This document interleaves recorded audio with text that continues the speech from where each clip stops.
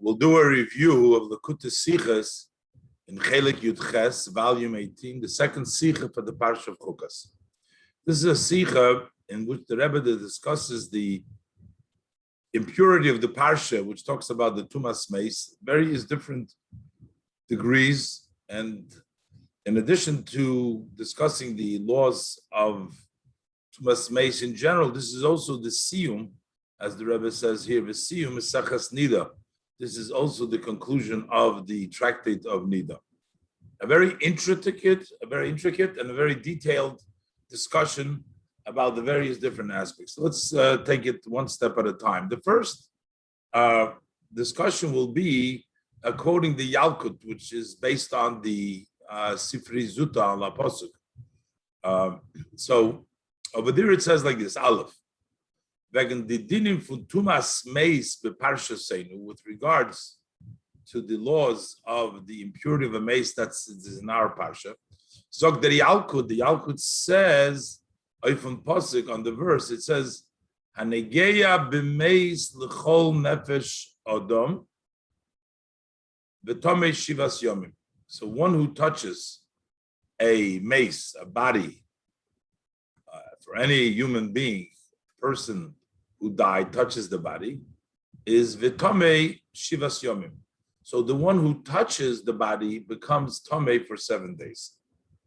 So the Yalkut says like this, very interesting, that the one who touches the mace is tomei, but the mace himself is not tomei. He says like this: Negeya b'meis tomei. The one who touches, the individual touching a mace, is tomei. Ve'ein mace atzmei tomei. The mace himself is not tomei. A person is dead. L'maynaf kimina.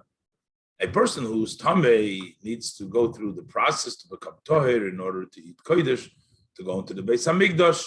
There's various different halachas that apply to a person that is tamei, and then he has to become toher. You have to sprinkle upon him on the third and the seventh day, and from the Efer Achatas. That's the whole din of paraduma. But what does it mean that the mace itself is not tamei? And if he is tamei, the mace is being buried, and so what difference does it make if he's tamei, he's not tamei? What does it mean? The mace itself is not tamei. We'll wait just a minute and we'll explain that. The Rebbe will bring down from the Megillah Esther to explain this. But then it says another thing in the Yalkut. We know the story with the Shunamis, in which Elisha gave a blessing to the Shunamis woman, and she miraculously gave birth. She didn't have children, and she miraculously gave birth to a son, and then the son died. And then Elisha said, Gehazi, but then Elisha finally came back, and he revived. The son became alive, became Tchis HaMeis. So he says further the Yalkut, Negeya b'meis tomei. If you touch the mace itself, and Negeya b'meis, you're tomei. But since the Ein Beno shel Shunamis tomei, but the son of the Shunamis, that he was dead, and then there was Tchis HaMeisim. So that son of the Shunamis, that boy that was revived, is not tamei. What does it mean he's not tamei? Why should he be tamei? We already said before that even the mace himself is not tamei. In this case, the mace became alive. So the mace is not tamei. Even while he's dead, he's not tamei. So if he resurrected, became alive, for sure he's not tamei. So therefore, it seems like what we're saying is that if the son of the Shunamis will touch somebody else, notwithstanding the fact that previously he was tamei, or previously he was dead, but now that he's alive, he cannot be metamei another person. So if another person is the negeya b'meis is tamei, but negeya b'no shel shulamis is not going to become Tomei. So the wording really is what we're trying to say over here is what the Yalkut seems to say is that the son of the Shunamis is not Tomei to be Metame others. That he himself is not Tomei, that's even a mace is not Tomei. So while his mace is not Tomei. But the fact that he was once upon a time a mace, now he's alive, he was not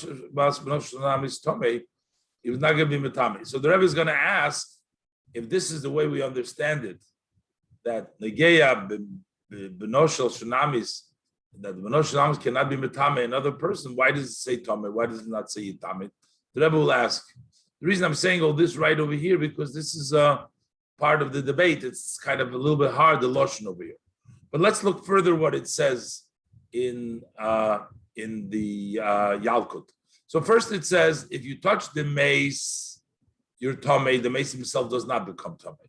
Then it says, if you touch the son of the Shunamis after he was resurrected, he's not Tomei, he's not going to be Metame. Amru what the Chacham said that what happened with Beno Shel Shulamis Kishames, the son of the Shunamis, when he died, just like any other mace, everything which is under the roof together with the mace becomes Tomei. So while he was mace, everything in the house became Tomei. Hoyer, another gear said, Tumas Shiva. And it becomes like touching a mace. You get Tomei for 7 days. That's the Tuma of a Negei b'meis. And if it's in the oil, it's Negei b'meis. What happens with Kshechoyer? When the Beno of the Shunamis, when he became alive, Hoyer Toyer l'kodesh. So now he became Toyer. And now he can go ahead and eat kodesh, because he himself did not become Tomei while he was dead. And now that he's alive, he's not Tomei. But Chozro v'nogu boy. So when these items in the house that became Tomei by being in the oil with the mace went and they touched the son of the Shunamis, touched that son, while he was Kaddish, he was tired for Kaddish. But now they touched him. And now they are the ones that were Metame, the Ben HaShunamis. So first when the Ben HaShunamis died, he was Metame everybody else. So now they're Tomei. When he becomes alive, he's Toher. And when they touched him, since they were Tomei Mace, so they were Metame, the Ben HaShunamis. So what does this say? That mitamecho loitimuni, those who made you, the other things in the house, Tomei, they did not metame the Ben HaShunamis himself, loitimuni, they could not be metame me. Because when he became alive, he was tired. So those, what were metame, his death, that was metame. The others, loitimuni, they did not metame Ben HaShunamis. But va'ato, and you that became Tomei, through the Ben HaShunamis Timasoni, you did Metame. Rebbe brings the lotion of the Zayis Ranan over there, but it looks like that is what the meaning of these words are. Basically saying that the Ben HaShunamis, when he's dead, he was Metame everybody else. That was not Metame him because he was dead. Now he's alive, he's tired. But later on, those that became Tomei through the Ben HaShunamis, when they touch the Ben HaShunamis while he's alive, they're making him Tomei.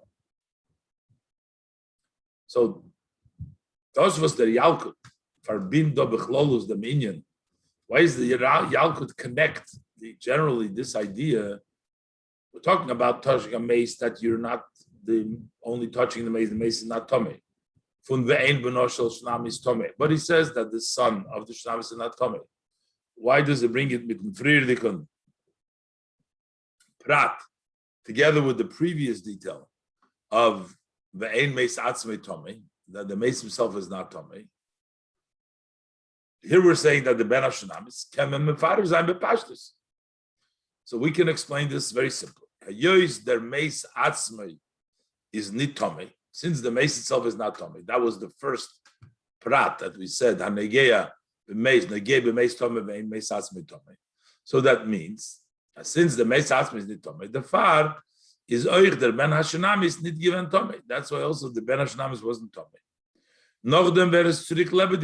After he became alive again, he's not Tomei. And the reason that he's not Tomei,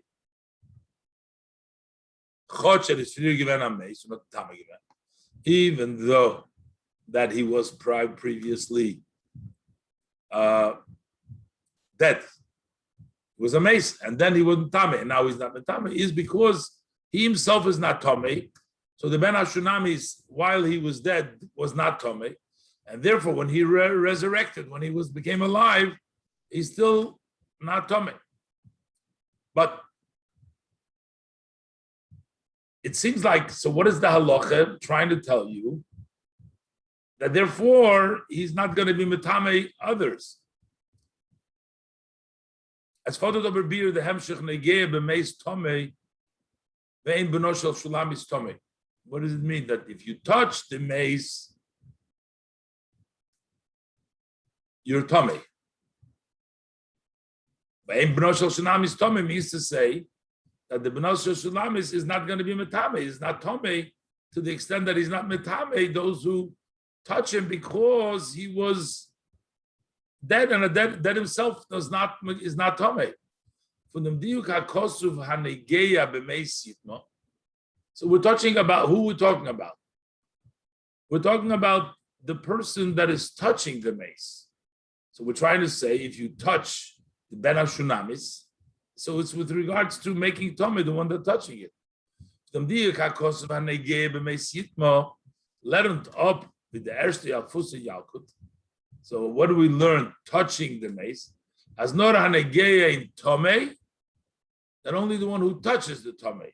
Over ein mace atzmei Tomei. Over here, the mace himself is not Tomei. So who becomes Tomei? The one who touches the mace, not the mace himself. But when we're talking about over here, Takegen, on the other hand, by the Reisofa Chidush, when we're talking about the addition, the novelty, we're saying by Ben Hashunamis. So here we're not just trying to tell you that you're touching the Ben Hashunamis. The Ben Hashunamis is not Tomei. Because even the dead is not Tomei. So if the dead is resurrected, for sure is not Tomei. So what is the Chiddush over here? That touching somebody else is not going to be Metame. Since we're discussing over here, after he became alive, he was resurrected. Or the limud was Zayin, so then it seems like we should have learned Nagei b'meis Tomei, that if you touch a mace, you're Tomei. Why? Because the mace was Metame you. Ve'im b'no shel Shunamis Metame, but the b'no shel Shunamis will not be Metame, the person that touches him, because he never became Tomei, because the Tumah didn't apply to him when he was mace. As the Negei and b'no shel Shulami is the Tomei, that the Negei b'no shel Shulami is not Tomei, v'bal, and is nit kemeis nor achai. Now he's alive and not a mace. But we're not trying to say to you again that the Ben Hashunamis is not Tomei. Of course it's not Tomei, the Ben Hashunamis himself, because now he's a Chai. We're saying even the Meis Atzma is not Tomei. So the additional Chiddush is to say that when you touch him, you're not Tomei. So why does it say Tomei, not Metame? That's the Negeya who that he would touch with Metame. But the Rebbe explains that we look at the Megillas Esther asks and explains why is it the Chalal Negeya over here when we say Negeya Meis Tomei ve'ein Meis Atzma, L'maynav Kimina, the Meis Atzma. So according to the way the Megillas Esther explains it, that this whole idea is with regards to what happens after the mace resurrects. That the whole idea, what do we care if the mace himself is Tomei or not, is that after Tchis HaMeisim, will the mace require sprinkling of the Mechatas on the third and the seventh day like any other Tomei mace? So we're saying, a Meis Atzmei Tomei, that when he comes alive, he doesn't need the Hazor to make him Toyer. He doesn't need Hazor to make him Toyer because he's never become Tomei. A Meis Atzmei Tomei. So that means that the whole discussion over here is not about the mace himself in the first case. It's all about whether you're Metame somebody else. or what happens after, what happens after you become resurrected. So therefore, they both are basically talking about the same thing. The first halacha is also not talking about the mace himself. It's talking about the mace himself, what happens to him after the chiyus hameis. So the same thing is by the ben hashunamis. We're talking about the ben hashunamis, what happened to him after it was chiyus hameis. If then was state in Yalkut, vein mace atzmei tomei, the Yalkut says the mace himself is not tomei. Zog der Megillah Esther, he says, so what difference does it make if the mace is tomei or not? The mace is being buried. So that when the mace are resurrected, they don't require the sprinkling because they're not considered that they're not tomei mace, and they're not tomei, and they don't have the halachas of a sprinkling. So based on the Megillah Esther interpretation, that also in the first case, when we say mace itself is not tomei, is the limud negeya beiker. So this halacha is mainly important when yichyu hamesim. What's going to happen when the mesim are resurrected? Come and learn. So therefore, you can learn as in beida falun ein meis atzmei tomei, ve'ein b'noi shel shulam is tomei in both cases. Not like we learned before. In the first case, we're talking about what's the status of the mace himself, and in the second case, what's the status of what the b'noi shel shulam does to other. But in both cases, we're talking about what is the status of in beida falun. In meis atzmei tomei, ve'ein b'noi shel shulam is tomei. We're talking about the same idea.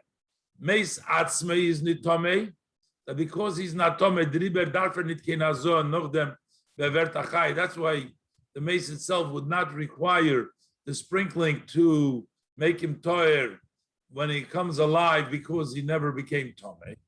And now same thing, b'noi shel shulam